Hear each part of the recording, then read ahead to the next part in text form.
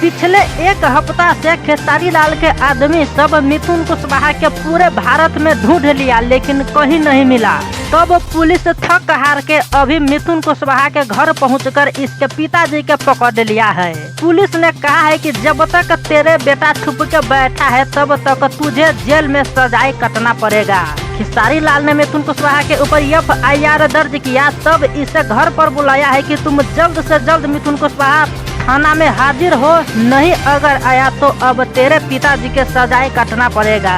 बस इतना ही नहीं, प्रशासन ने कहा है कि जब तक मिथुन कुशवाहा थाना में हाजिर नहीं होता है तब तक उसका घर के कुर्सी पलंगरी, सोने वाले बेड, कपड़ा लता, उसके माता पिता, भाई बहन सभी के गिरफ्तार करके जेल में बंद कर दूंगा।